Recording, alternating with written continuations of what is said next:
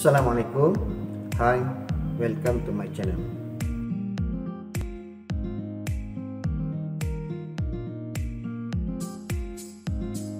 Today, I'm going to show you how to install intermediate Suis.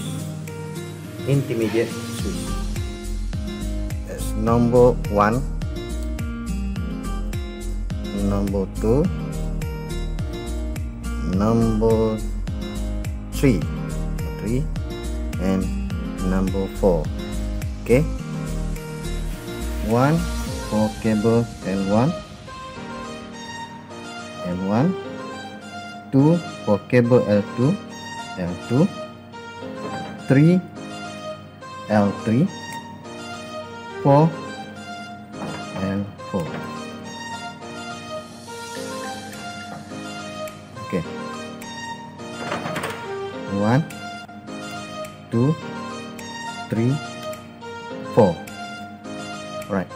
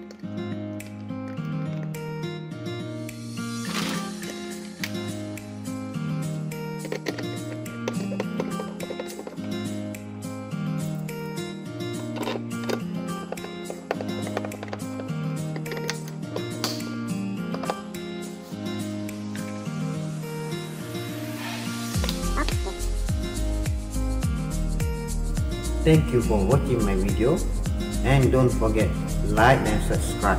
Thank you.